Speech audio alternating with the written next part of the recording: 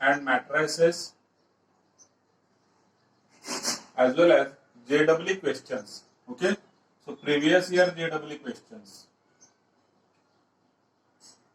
So we will be studying this chapter JEE in 12th because इसका जो maximum syllabus है matrices का जो मैक्सिमम पार्ट है, इंपॉर्टेंट पार्ट है, it is in 12th. So that's why this complete chapter for JEE we will be studying in 12th.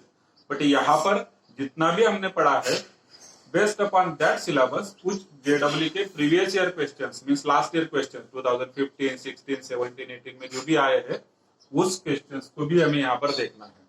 Okay, so first of all let us take one MCQ which was in doubt.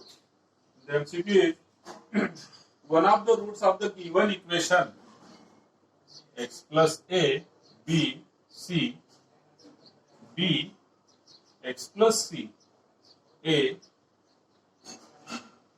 c a x plus b is equal to 0 if.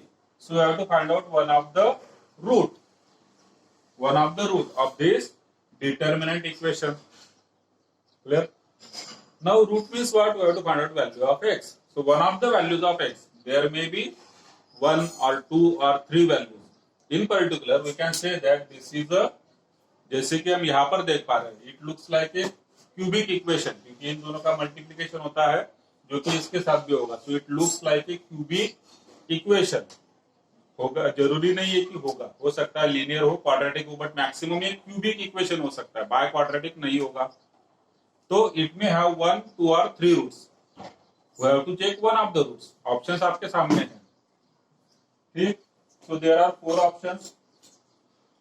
तो कौन सा root हो सकता है? तो अगर आप देखेंगे यूजिंग प्रॉपर्टीज ऑफ डिटरमिनेंट, अगर हम इन तीनों की सम करते हैं so it will be x plus a plus b plus c, तीनों की सम. It means what? We will change C1 by C1 plus C2 plus C3, so that C1 will become x plus, यहाँ पर x plus a plus b plus c, इधर भी b x plus c a, मतलब वो हो जाएगा x plus a plus b plus c. यहाँ पर भी c plus a plus x plus b, मतलब x plus a plus b plus c. MCQ है, C2 will remain as it is, C3 will remain as it is, and this is equal to 0. Clear? अब ये वाला हम common ले सकते हैं from column 1. So we can write it as taking x plus a plus b plus c common. कहां से? From C1. तो बाहर आ गया x plus a plus b plus c. Determinant हो गया, इधर कॉमन लिया तो 1 1 1 हो गया. यहाँ पर व्हाटएवर, यहाँ पर व्हाटएवर, मतलब as it is. Second row third row as it is, and this is equal to 0. It means what? ये जो पहला फैक्टर 0 होगा या फिर डिटरमिनेंट 0 होगा, तो पहले फैक्टर से हमें आंसर मिल जाता है. One of the roots, that is one of the values of x. So this making this first factor is equal to 0 और this determinant is equal to 0.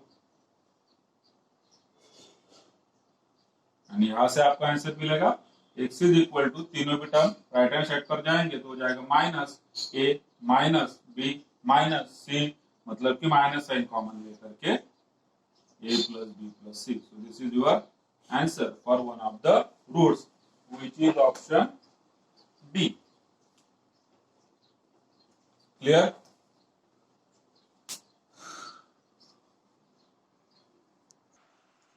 Okay, so let's take first question of that competitive corner.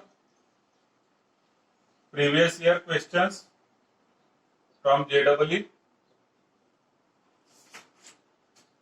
First question is this: if alpha beta not equal to 0 and f of n equal to alpha raised to n plus beta raised to n and determinant. अब यहाँ पर हमें what is given? f of n is given as alpha raised to n plus beta raised to n and determinant 3 1 plus f of 1 1 plus f of 2, next 1 plus f of 1 1 plus f of 2, 1 plus f of 3, फिर आगे है 1 plus f of 2, 1 plus f of 3, 1 plus f of 4 is equal to k into 1 minus alpha square, 1 minus beta square. अच्छा 1 minus alpha bracket square है, 1 minus beta bracket square है, ठीक। तो this is equal to 1 minus alpha bracket square, 1 minus beta bracket square, alpha minus beta bracket square. Then we have to find out value of this k. Clear? So after solving this determinant, we have to bring the answer in this format. Then only we will get value of k. Clear? तो अब इस determinant को solve करते हैं. Now solving the determinant हमें f of 1, f of 2, f of n से निकालने पड़ेंगे. f of n से you can find out f of 1, f of 2, f of 3, f of 4 सारे हम यहाँ से निकाल सकेंगे. ठीक. So let us solve this.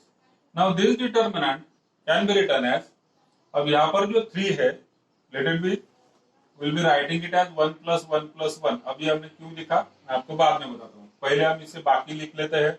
यहाँ पर होगा 1 plus. Now f of 1. What is f of 1? f of 1 is nothing but alpha raised to 1, that is alpha, plus beta raised to 1, that is beta.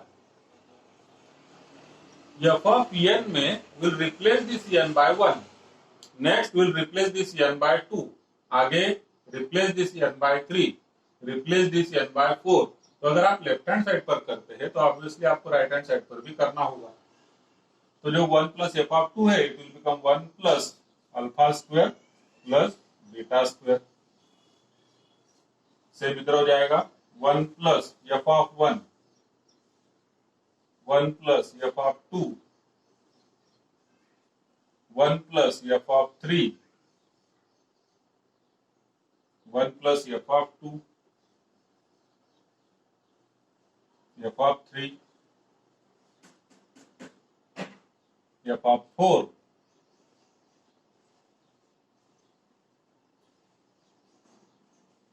Clear.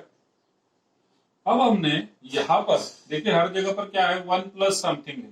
ठीक है 1 plus something हर एक इसमें. यहां पर 3 था तो 3 को हमने लिख दिया 1 plus 1 plus 1.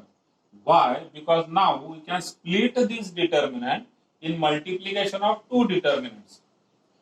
This will be splitted in terms of multiplication of two determinants. अब इसी जगह पर मान लीजिए ऐसा हमें क्यों करना है. अगर आप इसी जगह पर आप सिंप्लीफाई करते हैं मतलब कि आप इस डिटर्मिनेंट को एक्सपांड करते हैं then it will take much time. बहुत कॉम्प्लिकेटेड हो जाएगा इसको सिंप्लीफाई करने में क्योंकि पहला ये आएगा फिर ब्रैकेट में इन दोनों का मल्टीप्लिकेशन माइनस इन दोनों का multiplication. So it will be quite huge. So that's why we will be splitting this determinant in the form of multiplication of two determinants. And it is similar to multiplication of two matrices. Clear? तो अब इसे अगर आपको split करना है तो इस तरीके से हो जाएगा.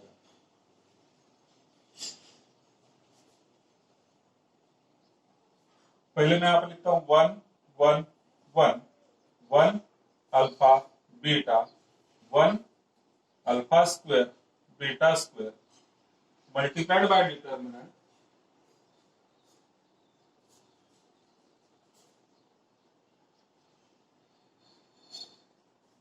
one one one one alpha alpha square 1 beta beta square.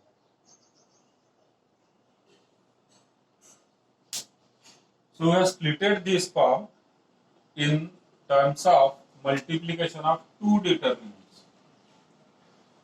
अब आप ऑब्जर्व करेंगे कि ये मल्टीप्लिकेशन कैसे आएगा 1 into 1 1 plus 1 into 1 1 plus 1 into 1 1. आगे first row second column 1 into 1 1 1 into alpha alpha 1 into beta beta.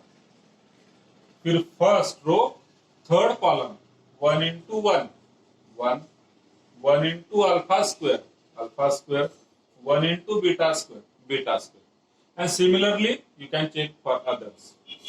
तो इस तरीके से हमने ये दो डिटर्मिनेंट बना दिए जिनका की मल्टीप्लीकेशन अब हमें निकालना है।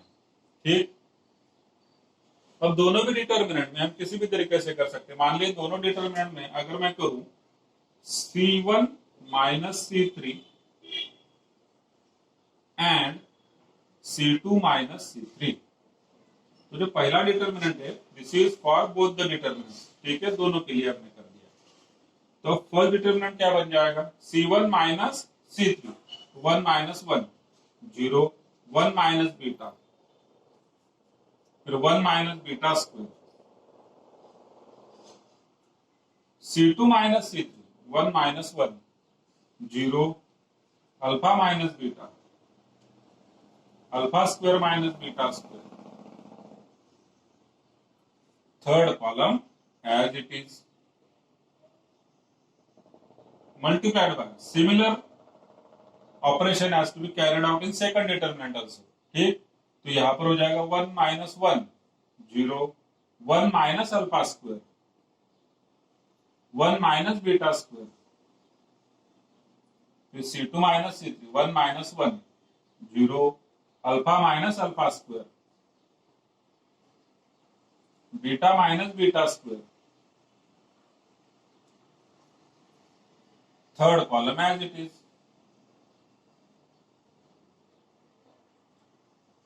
अगर सिंप्लीफाई दिस, अब जो फर्स्ट डिटर्मिनेंट है उसका आंसर क्या आएगा, पहले तो आएगा 0, फिर आएगा माइनस 0, फिर आएगा प्लस 1 और ब्रैकेट में इन चारों का मल्टीप्लीकेशन होगा। ठीक, प्लस 1 ब्रैकेट में ये डिटर्मिनेंट चारों का, so this is equal to what 1 minus beta into alpha square minus beta square, 1 minus beta into alpha square minus beta square minus minus इन दोनों का multiplication, so it is what 1 minus beta square into alpha minus beta. So this is first bracket and multiplied by second determinant का answer. इसमें पहले आएगा 0, फिर आएगा minus 0, फिर आएगा प्लस 1 और ब्रैकेट में इन चारों का determinant 1 minus alpha square into beta minus beta square, 1 minus alpha square into beta minus beta square minus 1 minus beta square into alpha minus alpha square, 1 minus beta square into alpha minus alpha square. एक दूसरे से ये दोनों brackets multiply हो रहे हैं। Now let us simplify this. अब इसे सिंप्लीफाई करना है हमें। सिंप्लीफाई करते समय आप देखिए फर्स्ट ब्रैकेट में कुछ कॉमन है क्या, तो फर्स्ट ब्रैकेट में जो है this is 1 minus beta as it is, alpha square minus beta square it can be written as alpha plus beta, alpha minus beta, minus यहाँ पर 1 minus beta square, so it is what 1 plus beta 1 minus beta, इधर alpha minus beta. ये तो हो गया first bracket multiplied by second bracket 1 minus alpha square, so it is what 1 plus alpha 1 minus alpha, beta minus beta square, यहां से आप beta common ले लेंगे तो बचेगा 1 माइनस बीटा, इधर minus 1 minus beta square, so it is 1 plus beta 1 minus beta, alpha minus alpha square, so alpha into 1 minus alpha. This is equal to first जो bracket है इसके अंदर क्या क्या कॉमन है, देखिए 1 माइनस बीटा कॉमन है, फिर अल्फा माइनस बीटा कॉमन है, तो ये ले लिया हमने common 1 minus beta alpha minus beta, this is common. Bracket में क्या बच गया, इधर है अल्फा प्लस बीटा,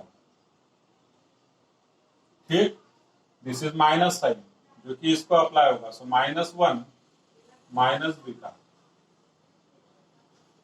तो ये तो हो गया फर्स्ट ब्रैकेट का simplification multiplied by second bracket का सिंप्लीफिकेशन। इसमें क्या क्या कॉमन दिख रहा है आपको? 1 माइनस अल्फा कॉमन है, 1 माइनस बीटा कॉमन है, ठीक है, बस इतना ही कॉमन है, तो हमने कॉमन ले लिया। 1 माइनस अल्फा, 1 माइनस बीटा, ये हो गया कॉमन। ब्रैकेट में क्या बचता है? Beta into 1 plus alpha, so beta into 1 is beta plus beta into alpha is alpha beta. Minus sign इसको अप्लाई होगा आगे, अल्फा इंटू 1 इज अल्फा और माइनस मतलब minus alpha, alpha into beta is alpha beta और minus तो minus alpha beta. Now this is equal to clear. अब यहाँ पर क्या क्या हो रहा है देखिए, यहाँ पर जो ब्रैकेट है बीटा माइनस बीटा कॉमन हो गया, इधर alpha beta minus alpha beta common हो गया। So now this can be written as this is 1 minus beta. अब रिजल्ट पर नजर रखिए, रिजल्ट हमारा क्या होना चाहिए? 1 minus alpha bracket square, 1 minus beta bracket square, alpha minus beta bracket square, मतलब 1 माइनस अल्फा चलेगा, 1 माइनस बीटा चलेगा और अल्फा माइनस बीटा चलेगा, ठीक। तो 1 माइनस बीटा है, ओके, ये अल्फा माइनस बीटा है, ओके, ये अल्फा माइनस 1 है, this is what alpha minus 1, तो इसे मैं क्या लिखूंगा? Minus in bracket 1 minus alpha, ठीक। फिर यहाँ पर 1 माइनस अल्फा है तो हमने ले लिया 1 माइनस अल्फा, फिर 1 माइनस बीटा है, 1 माइनस बीटा ले लिया। लास्ट वाला ब्रैकेट बीटा माइनस अल्फा है, बीटा माइनस अल्फा, हमें तो अल्फा माइनस बीटा चाहिए, तो हम क्या करेंगे? यहां से फिर माइनस साइन कॉमन लेंगे और लिख देंगे अल्फा माइनस बीटा। अब गौर करिए, ये वाला माइनस टर्म और ये वाला minus term, minus into minus it will become plus, पहली चीज ये होगी। दूसरी चीज, अब 1 माइनस अल्फा कितने है उसको देखते हैं, this is 1 minus alpha, this is 1 minus alpha, so this is 1 minus alpha bracket square, this is 1 minus beta, अलग तरीके से मैं करता हूँ, 1 माइनस बीटा, इधर 1 माइनस बीटा, तो हो गया 1 माइनस बीटा ब्रैकेट स्क्वायर। फिर यहाँ पर है अल्फा माइनस बीटा, इधर भी है alpha minus beta, so this is alpha minus beta bracket square.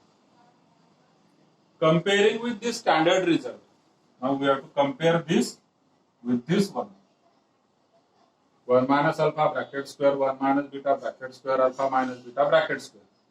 तो यहाँ पे कोएफिशिएंट कुछ भी नहीं है, मतलब कि ये जो k है इसकी वैल्यू कितनी होनी चाहिए? k की वैल्यू 1 होनी चाहिए, so that is your answer.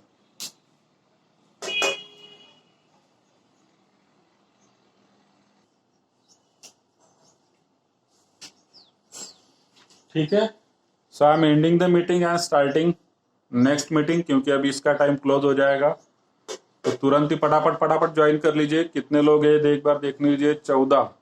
कौन एब्सेंट है? सिद्धेश और पूर्वेश होगा मेरे हिसाब से, yes correct, Siddhesh is not there and Purvesh is not there. चलिए ठीक है,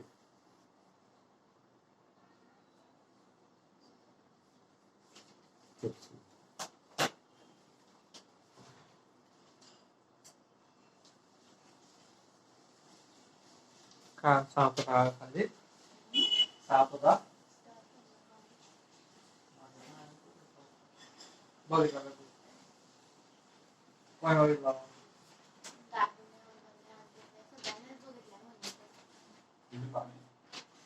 क्लास में क्या लगा?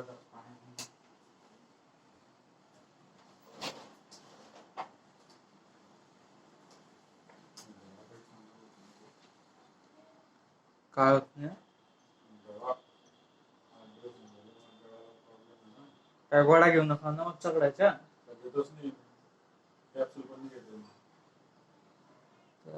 चगडायची बडी मी बोलला होता आधीच प्रॉब्लेम देईन, ते गळा पकडून येत होती. तुम्ही रोज घ्यायचं का ते?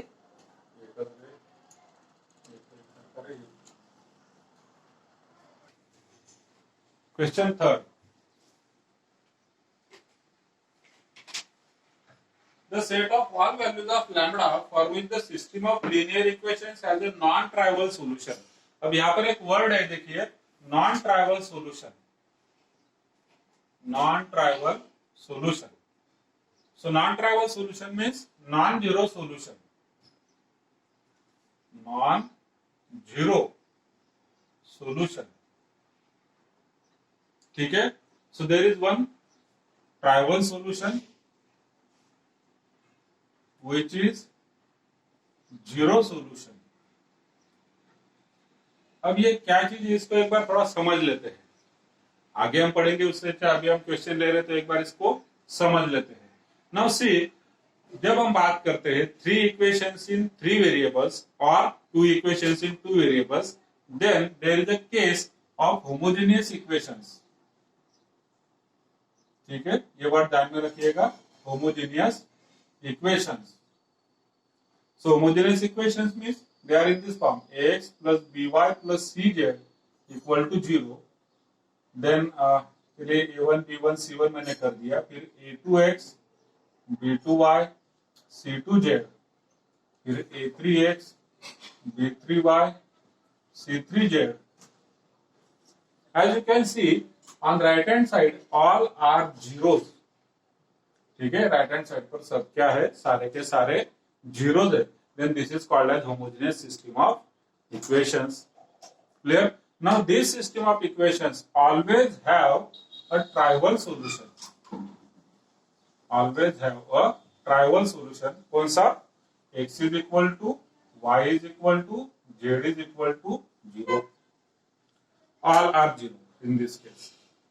So this system of equations has a trivial solution. मतलब कि zero solution, that is x y z, सबके वैल्यूज क्या होते हैं, जीरो. आप देखिए एक्स वाई जेड जीरो डाल दिया तो इधर जीरो हो गया, फिर इधर भी वही चीज हो गई, इधर भी वही चीज हो गई. इसके और भी डिटेल में इसे पढ़ना है हमें आगे, बट मैं जस्ट एक आपको बेसिक कंसेप्ट पर इसका बता दिया. Homogeneous equations, homogeneous systems of linear equations. Basically this is called as homogeneous systems of linear equations. ठीक है, तो इसे इस तरीके से भी लिखते हैं, homogeneous system of linear equations. So it has a trivial solution given by this: x equal to 0, y equal to 0, z equal to 0. ठीक है, अब यहां पर बोला है non trivial solution means non zero solution. We are talking about a non zero solution. अब इसके लिए कुछ रूल है, इसके लिए कुछ रूल है. मान लीजिए एनी इक्वेशन, जैसे कि यहां पर दिया हुआ है,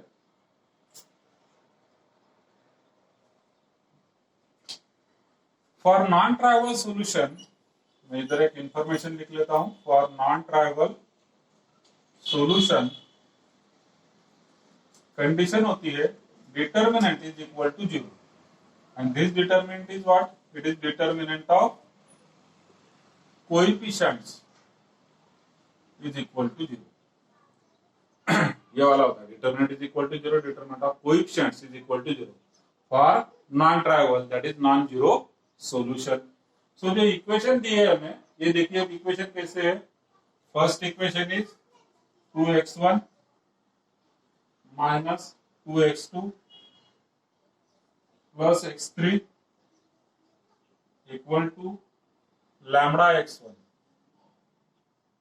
फिर है 2x1 minus 3x2 plus 2x3 equal to lambda x2. फिर minus x1 plus 2x2 is equal to lambda x3. As a non trivial solution तो हमें set of values of lambda निकालना है. यहाँ पर हमें क्या लेना है, set of values of lambda. वो क्या होगा, उसके चार ऑप्शन है. देखिए क्या है, empty set, singleton set. Empty मतलब कि लैम्बडा की कुछ भी वैल्यू नहीं होगी. सेकंड सिंगलटन मतलब लैम्बडा की एक वैल्यू होगी. फिर आगे है टू एलिमेंट्स मतलब कि दो वैल्यूज और मोर देन टू एलिमेंट्स. ठीक है, अब इसके लिए कंडीशन होता है, जैसे हमने लिखा determinant of coefficient equal to 0. अब कोएफिशिएंट देखते हैं, वेरिएबल आप चेक करिए. मैंने इधर क्या लिखा है, एक्स वाई जेड, जनरली यही होते हैं. बट और एक तरीका होता है वेरिएबल लिखने का, जो कि है x1 x2 x3. So these are three variables. These are three variables x1 x2 x3 clear. तो अब इसका क्या डिटर्मिनेंट बनेगा? तो डिटर्मिनेंट बनाने के लिए पहले सबसे जरूरी क्या है? Standard form. पहले x फिर y फिर z फिर इक्वल टू फिर 0। यहाँ पर हमें जो टर्म्स है राइट हैंड साइड पर सारे लेफ्ट हैंड साइड पर लेने होंगे। तो ये सिस्टम ऑफ इक्वेशन इस तरीके से लिखा जाएगा।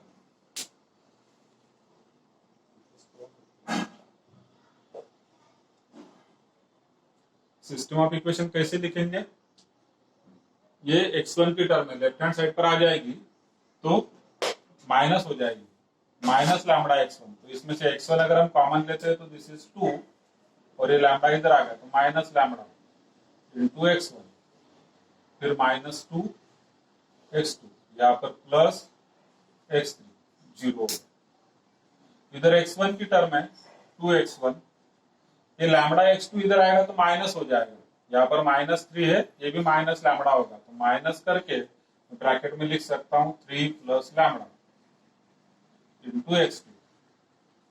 ठीक, और x3 क्या होगा? 2x3 is equal to 0।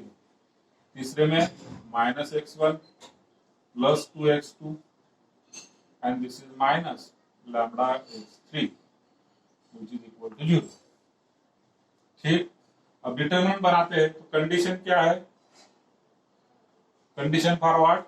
For non trivial solution condition is d is equal to 0। तो डिटरमिनेंट बनाते हैं। अब x1 x2 x3 के कोएफिशिएंट लिखने हैं। सो पहले x1 का कोएफिशिएंट 2 माइनस लैम्बडा, x2 का -2, x3 का 1। यहां से x1 का 2, x2 का 3 प्लस लैम्बडा है क्या? नहीं, माइनस साइन भी है। मैं डायरेक्ट लिखता हूँ -3 माइनस लैम्बडा फिर इधर 2। यहाँ पर x1 का कोएफिशिएंट -1, x2 का 2, x3 का माइनस लैम्बडा। अब इसमें कोई प्रॉपर्टी यूज करके तो बहुत ज्यादा आपको फायदा होगा नहीं। ठीक है, प्रॉपर्टी यूज करके बहुत ज्यादा फायदा आपको होगा नहीं। तो हम क्या कर सकते हैं? हम डायरेक्टली सॉल्व करते हैं। सबसे पहले आएगा 2 माइनस लैम्बडा ब्रैकेट में इन दोनों का मल्टीप्लीकेशन।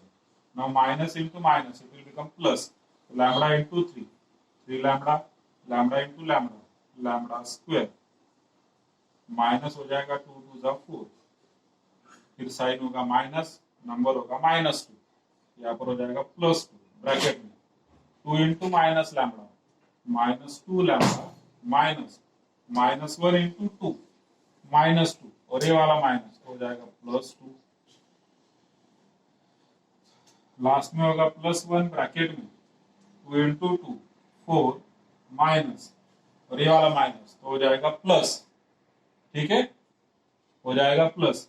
लेकिन चलिए हम माइनस लिखते हैं यहाँ पर, फिर माइनस इंटू दिस, इसका आंसर प्लस होगा। ठीक है, और बाहर माइनस साइन ये ध्यान में रखना है। So 1 into 3 3 minus 1 into lambda lambda and this is equal to what? 0। आगे से सॉल्व करते हैं।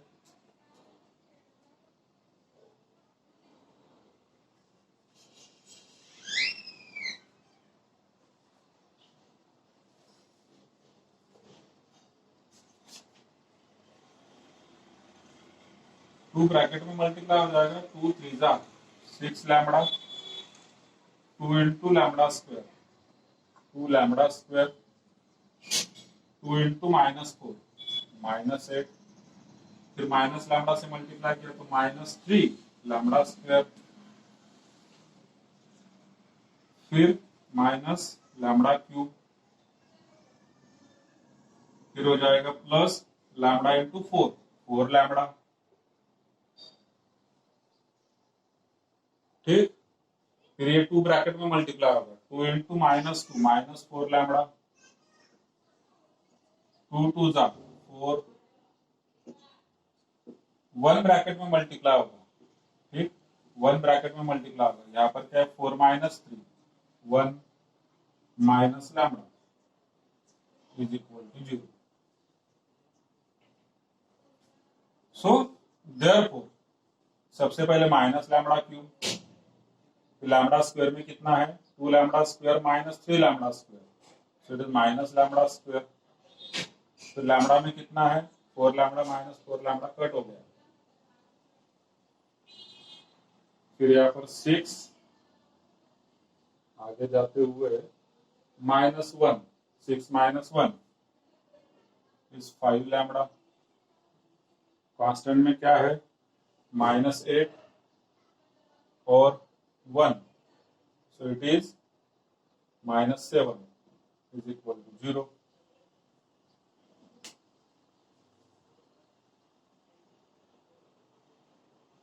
-3 हाँ ये 4 भी है ना, ये 4 भी है, so it is -3। हमें निकालना है लैम्बडा की वैल्यू। हमें क्या करना है, तो बस सॉल्व करते जा रहे, करना क्या है set of values of lambda, it means we have to find out values of lambda. अब यहां से लैम्बडा की वैल्यू कैसे मिलेगी, तो कल हमने देखिए सिंथेटिक डिवीजन सीखा है, सिंथेटिक डिवीजन एक रूल है, कौन इसका फैक्टर हो सकता है, तो आप सम ऑफ ऑल द कोएफिशिएंट्स करिए, कितना होता है -1 -1 -2 -2 -3 -5 +5 0। So it means what? Sum of coefficients here, in this case, sum of coefficients is equal to 0। इसका मतलब क्या हुआ कि lambda equal to 1 is a root, एक वैल्यू तो ये हो गई, lambda equal to 1 is a root. ठीक है, अब रूट होगा तो फिर हम सिंथेटिक डिवीजन से करेंगे, लैम्बडा क्यूब का कोएफिशिएंट, लैम्बडा स्क्वायर का, फिर लैम्बडा का, फिर constant. Lambda equal to 1 root है तो यहाँ पर 1 आ गया, -1 नीचे आया, -1 इंटू 1 इज -1 -1 -2 हो गया, -2 इंटू 1 -2 5 -2 3 हो गया, 3 इंटू 1 इज 3, -3 + 3 0 हो गया। तो दिस इज अनदर फैक्टर। अब आगे और फैक्टर, एक क्वाड्रेटिक हो गया, this is what, this is quadratic. इसकी सम करिए, सम ऑफ कोएफिशिएंट्स, -1 -2 -3 + 3 क्या हो गया 0 हो गया अगेन, मतलब कि again lambda equal to 1 is a root. यहाँ पर फिर से sum of coefficient equal to 0, so lambda equal to 1 is a root. आप क्वाड्रेटिक से भी सॉल्व कर सकते हैं, बट मैंने इसी तरीके से कर लेता हूं आगे। तो अगर लैम्बडा इक्वल टू 1 ये रूट होगा तो आंसर क्या आएगा मेरा,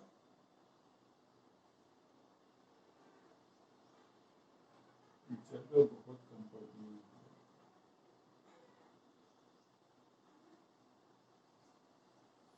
1 ले लिया इधर, ठीक, ये -1 एज इट इज नीचे आ गया, फिर -1 into 1 is 1, sorry -1 -2 -1 is -3, -3 into 1 is -3, 3 -3 is 0 which is reminder.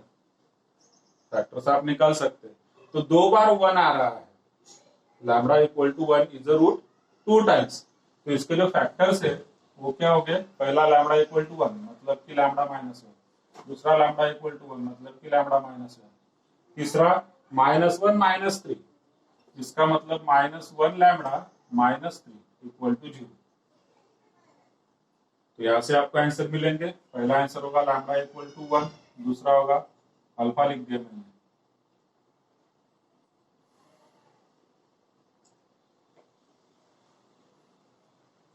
Lambda.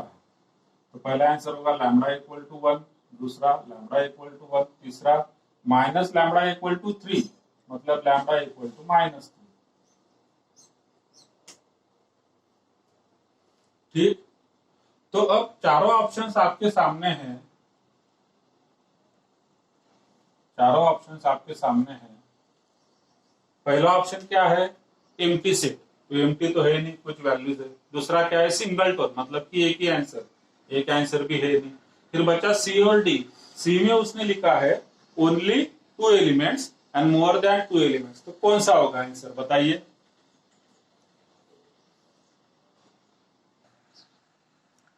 Set of values of lambda, so first one is empty, empty तो नहीं है।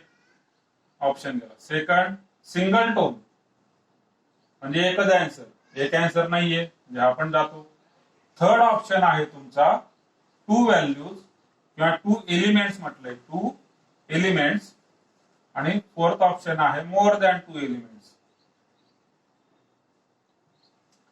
आता या केसमध्ये तुम्हाला इथं लक्षात येईल तीन व्हॅल्यू दिसतात, 1 2 3.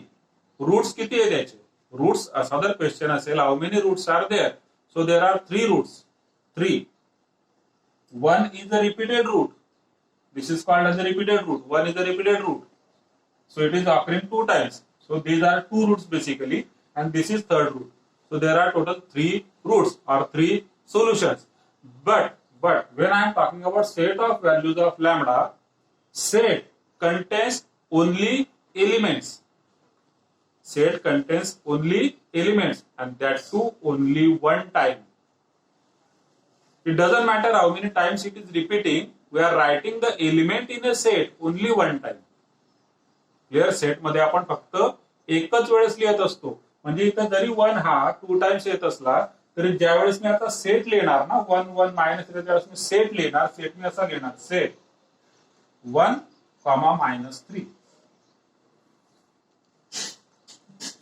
सेट असं काय असेल, 1, -3. सेट ऑफ व्हॅल्यूज, या वर्ड कडे लक्ष द्या, याच्यावर आहे तो खेळ सगळा. आणि म्हणून त्याने मोर दॅन 2 व्हॅल्यूज दिलं, कारण बऱ्याच वेळेस काय आपण त्याच्यामध्ये लिहून टाकणार मोर दॅन 2 आहेत ना, मोर दॅन 2 1 2 3 आहेत म्हणजे मोर दॅन 2 झाले. पण more than 2 is not a correct answer. Set मध्ये लिहिताना आपण फक्त एलिमेंट 100 वेळा जरी रिपीट झाला तरी लिहिणार फक्त एकच वेळा आहे. म्हणून 1 ला मी एक वेळा लिहिणार आणि -3. So there are 2 elements in this set.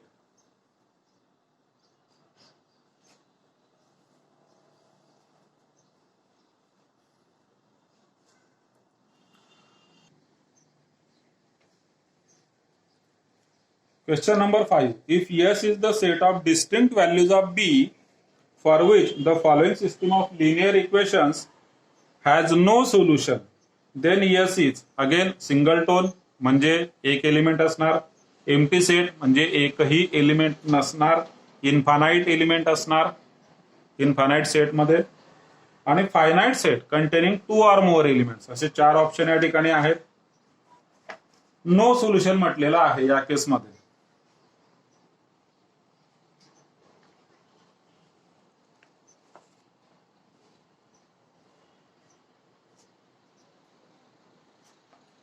Okay, so first of all, let us find out the determinant.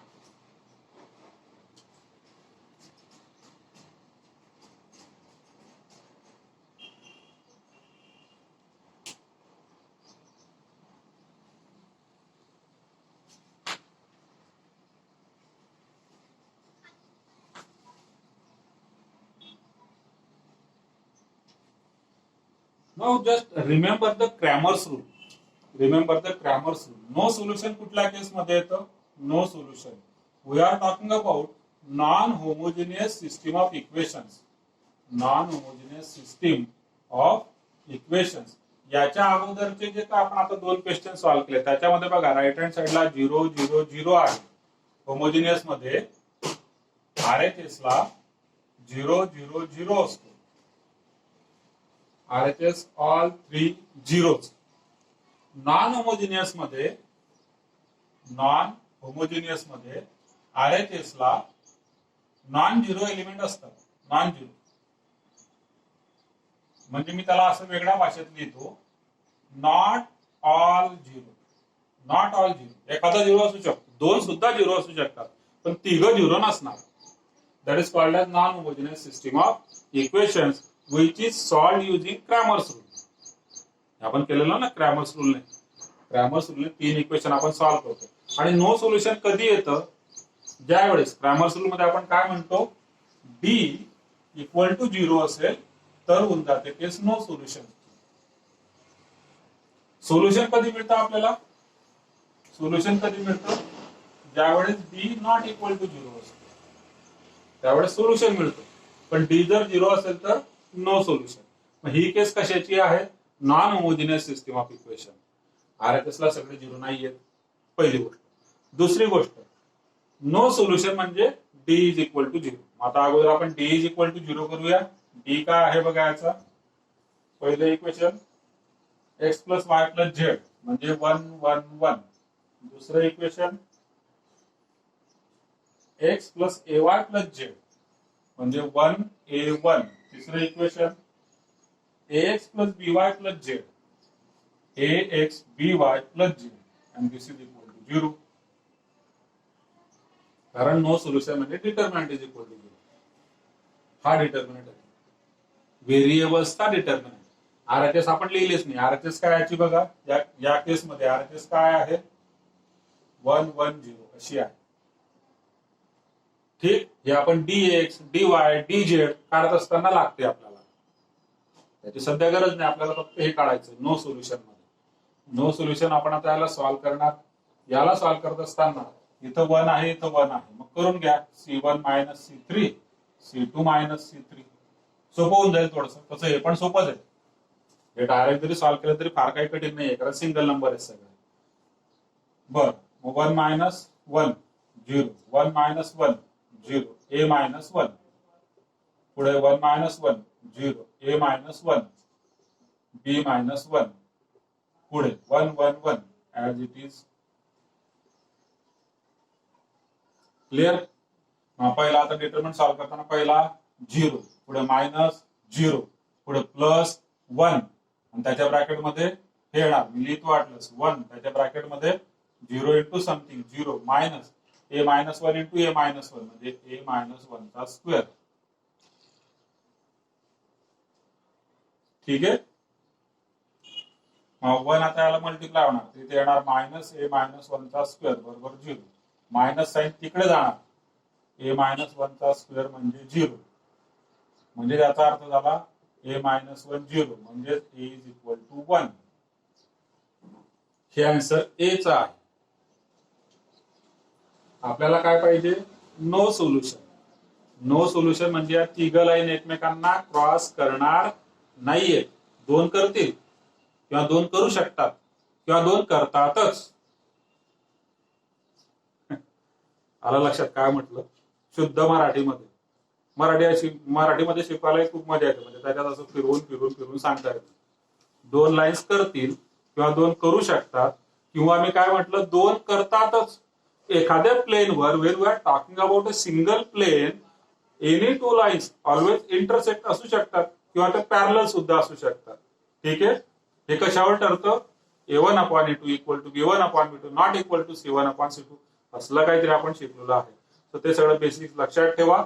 आणि आपण बघू की आता या केसमध्ये मला नो सोल्युशन म्हणजे या तीन लाईन एकमेकांना इंटरसेक्ट करणार नाहीये. क्लिअर. ओके. सो ए ची व्हॅल्यू मला 1 1 मिळाल्यानंतर मी काय करतो आता इक्वेशन लिहितो परत. पहिले इक्वेशन काय आहे put a is equal to 1. पहिले इक्वेशन आहे x plus y plus z equal to 1. दुसरे इक्वेशन आहे x प्लस ए वाय म्हणजे ए किती आहे 1 म्हणजे y plus z equal to 1. आणि तिसरे इक्वेशन काय आहे बघा ax म्हणजे e ची व्हॅल्यू 1 घेतल्यानंतर येणार x प्लस by म्हणजे by plus z equal to 0. Now here as you can see these two lines are identical. These two lines are identical. a ची व्हॅल्यू जी काय आपल्याला मिळालेली आहे त्याच्यावरून तू या दोन लाईन्स कशा झाल्या आयडेंटिकल म्हणजे मुळात ही एकच लाईन झाली. मुळात ही एकच लाईन झालेली आहे. मग नो सोल्युशन कधी होतं आपलं. For no solution what is the condition a1 upon a2 equal to b1 upon b2 equal to c1 upon c2. so this is possible only when बघा a1 सेम आहेत म्हणजे इथं काय 1 upon 1 इथं 1 upon b इथं पण 1 upon 1. या सगळ्यावरून मला b ची व्हॅल्यू किती मिळते 1. आन्सर काय झालं एक्झॅक्टली 1 व्हॅल्यू. त्याने बी चा आन्सर नाही विचारलं. त्याने विचारलं किती व्हॅल्यूज असायला पाहिजे तर त्या असतात आहे तुमच्या एक्झॅक्टली 1 व्हॅल्यू म्हणजे सिंगल टोन सेट. है ना. यस जो आहे, yes is set of values of B, म्हणजे सेट मध्ये कोण येणार, फक्त 1, आणि याला काय म्हणतात, single tone set. It is like Atmaram Bhide, एकमेव सेक्रेटरी. ठीक आहे. सो तो एकमेव secretary means it is a single tone set.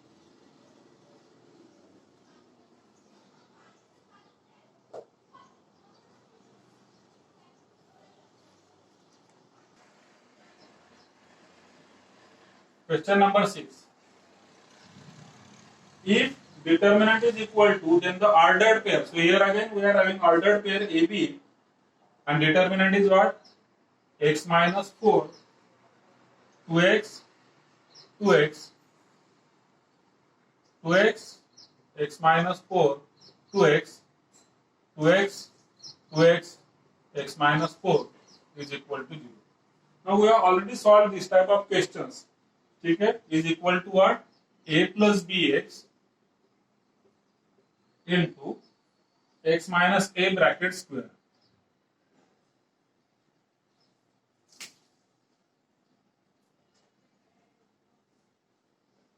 Now let us solve this.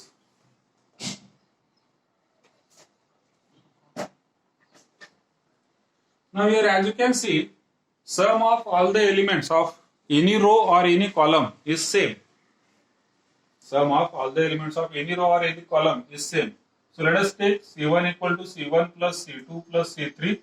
So first column will become addition of these three, and it is what? 2x, 2x, x, that is 5x minus 4. Here also it is same, and here also it is same. Remaining items as it is.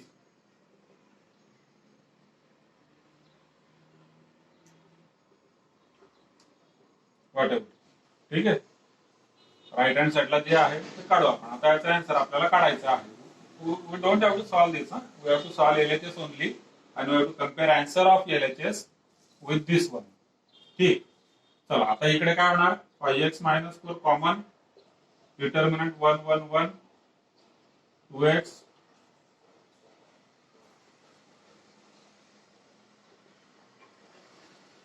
out of these three any two can be made 0. या 3 1 पैकी कुठले तरी 2 आपल्याला 0 करायचे आहेत. सो एकतर तुम्ही या दोघांना करा किंवा या दोघांना करा, कुठल्याही दोघांना, तुमचा choice, whatever you think proper, जे तुम्हाला सोपं वाटेल ते. सपोज मी या ठिकाणी करत असेल R1 मायनस R3 आणि R2 मायनस R3. डिटर्मिनंट काय होऊन जाणार, अगोदर 5x मायनस 4 आहे तो लिहून घेतो,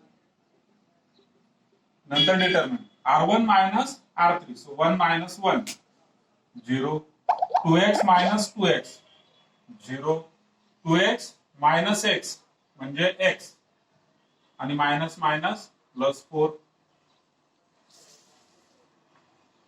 R2 minus R3 1 minus 1 0, x minus 2x म्हणजे मायनस x, आणि हा minus 4, 2x minus x, x minus minus plus 4, third row as it is.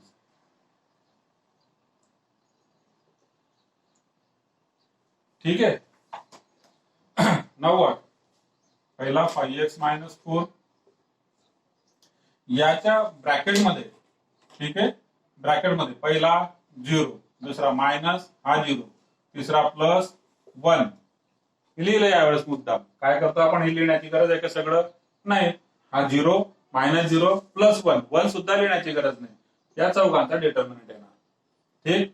Bracket मध्ये 0 इंटू दिस 0, आणि या दोघांचा गुणाकार, मायनस साइन येणार, आणि या दोघांचं मल्टिप्लिकेशन. आता याच्यातून मायनस साइन मी जर कॉमन घेतलं तर ते या मायनस सोबत प्लस होऊन जाईल, आणि हा आता x plus 4 into x plus 4 म्हणजे x प्लस 4 चा स्क्वेअर.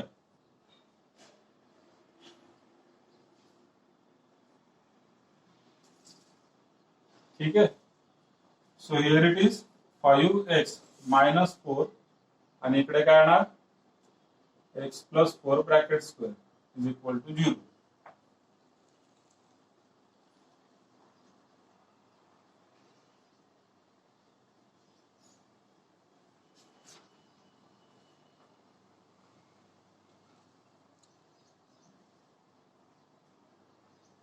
ठीक. नाव नाव बघा, इतका सोपा क्वेश्चन ते देतात असं नाही. Ordered pair, set of value, single tone, तुम्ही क्वेश्चन ऑब्झर्व करा. क्वेश्चन डिफिकल्ट नाहीये. JEE ला आलेले क्वेश्चन आहेत 15, 16, 17, 18 इयर्सला, म्हणजे रिसेंटली मागच्या 3-4 वर्षात. क्वेश्चन इतके डिफिकल्ट नाहीये. ते काय सॉल्व्ह केलं की. प्रॉब्लेम कुठं आहे, त्या ABCD मधून करेक्ट ऑप्शन चूज करणे. So that is main problem. आपण बऱ्याच क्वेश्चन मध्ये पाहिलं 3 आन्सर करेक्ट आहेत का, 2 आन्सर करेक्ट आहेत का, सेट मध्ये आहे, काही वेळेस ऑर्डर्ड पेअर मध्ये आहे. ठीक, ते मॅच करावं लागतं आपल्याला आन्सर. मग आता आन्सर जेव्हा तुम्ही याच्यासोबत मॅच करणार, याच्यासोबत ज्यावेळेस मॅच करणार त्यावेळेस बघा तुम्ही, आता फर्स्ट ब्रॅकेट आहे it is a plus bx, second bracket x minus a bracket square. ठीक आहे, आता याला त्याच्यासोबत मॅच करायचं. स्क्वेअरचा ब्रॅकेट हा दुसरा आहे, हा पहिला ब्रॅकेट इकडे आहे. a प्लस bx, इथं आपल्याला a हा 5 एकत्र नाही. bx म्हणजे हा bx अगोदर आहे, म्हणजे याला मी कसं लिहिणार, -4 plus 5x. a plus bx म्हणजे अगोदर कॉन्स्टंट नंतर x ची टर्म. इकडे x मायनस a च्या फॉर्मॅट मध्ये पाहिजे, तर हा झाला x प्लस 4 आहे, तर तो मायनस ब्रॅकेट मध्ये -4 आणि मग ब्रॅकेटचा स्क्वेअर. याच्यामुळे काय झालं, तुम्हाला आता a आणि b च्या व्हॅल्यूज मिळाल्या. This is a. बघा या ठिकाणी पण a ची व्हॅल्यू -4 आहे, +4 नाही. आपल्याला इथं +4 दिसते, पण ऍक्च्युअली +4 नाही, -4 आहे. b ची व्हॅल्यू 5 आहे. सो ज्यावेळेस मी ऑर्डर्ड पेअर AB लिहितो, तो काय असणार, -4, 5. स्लाइट मिस्टेक होतात. प्रेशर असतं JEE चं, वेळ कमी असतो, स्लाइट मिस्टेक होतात. इतकं सगळं सॉल्व्ह करतो, इथं कुठेतरी आपण गडबड करून देतो. आणि MCQ आहे, बोर्डचा तर नाहीये. बोर्डला काय होतं की ठीक आहे, फायनल आन्सर चुकलं ना, इथपर्यंत बरोबर आहे ना, ओके, 3.5 किंवा 3. इथं तसं होत नाही. इथं तुम्ही -4 पाहिजे, 5 - 4 किंवा 5 + 4 असं काही जरी झालं तरी पूर्ण 4 मार्क्स तुमचं निगेटिव्ह मध्ये जातात. हा, तर तेवढं एक लक्षात ठेवा. 4 मार्क्स नाही, म्हणजे निगेटिव्ह मार्क्स तुमचं त्या ठिकाणी होतं, जे काय असेल.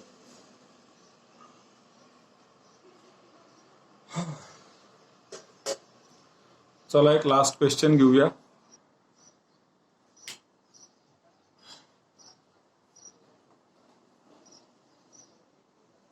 And the question is, if the system of linear equation has a non-zero solution, म्हणजे परत तेच non-zero म्हणजे non-trivial solution, then xz upon y square is equal to. Non-trivial solution म्हणजे काय, त्याचा जो काय डिटर्मिनंट आहे तो 0 असला पाहिजे. सो 1k3, 3k -2, 2 4 -3, हा जो डिटर्मिनंट आहे हा 0 असला पाहिजे for non trivial solution. And then he has asked xz upon y square. Clear. बघा के आणि 4 सारखा दिसतोय. मीच लिहिलाय, मीच कन्फ्युज होणार. जसं मागे मी ए लिहिला, नंतर त्याला मीच नाही समजलं. सो तेवढी एक काळजी घ्यायची. ठीक. सो this is 4.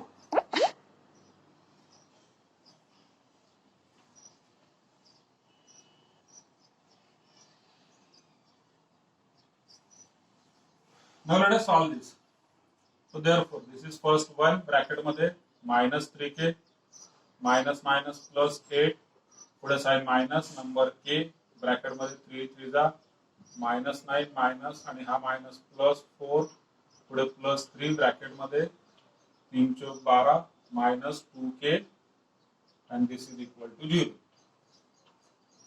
Therefore what, 1 multiply होणार -3k +8 -k, so it is become +9k -4k +36 -6k is equal to 0. k मध्ये कोण कोण आहे, बघा 9k -6k -3k -9k cut झालेला, म्हणजे k मध्ये फक्त आहे -4k constant, 36 +8 44 which is equal to 0. So -4k equal to -44, k equal to 11. उगीच नसतात ते क्वेश्चन असे. तुम्ही रफ मध्ये सॉल्व्ह करणार ना, रफ मध्ये हा के आणि 4 सारखाच होऊन जाणार. इतकं थिंकिंग त्या ठिकाणी केलेलं असतं. हे प्रॉब्लेम बघा, इथं के आणि 4 सारखा जुळणार नंबर कशा 4K 4 आणि मी इथं सांगितलं तुम्हाला की 4 आणि के सारखे दिसण्याचे चान्सेस आहेत, म्हणजे इकडे कन्फ्युजन वाढून जातं. बरं, के इज इक्वल टू 11 आलेला आहे. मग हे इक्वेशन जे होते हे इक्वेशन आता परत मला लिहावे लागतील. आता मी अगोदर माझं एक काम झालं के ची व्हॅल्यू काढणे. आता मला XZ अपॉन वाय स्क्वेअर म्हणजेच तो काढायचा आहे. तर इक्वेशन लिहून घेतो. पहिले इक्वेशन 1x प्लस के वाय, के म्हणजे 11, सो 11y plus 3z equal to 0. दुसरे इक्वेशन 3x ky म्हणजे 11y minus 2z equal to 0. आणि तिसरे equation 2x plus 4y minus 3z equal to 0.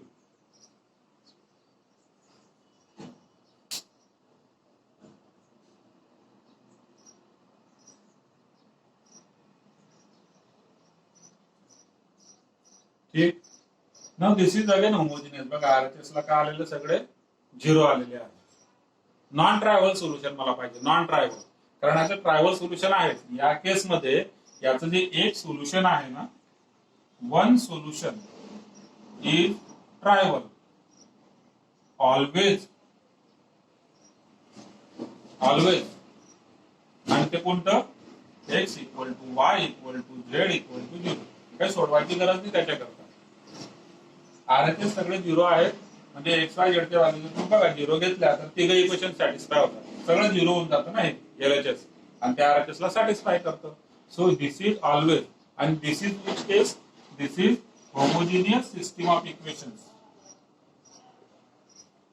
तर हे तर आहे, पण आपला विषय काय आहे? आपला विषय आहे की नॉन होमोजिनियस. आपल्याला म्हणजे नॉन होमोजिनियस नाही, no solution, non trivial solution आपल्याला काढायचं.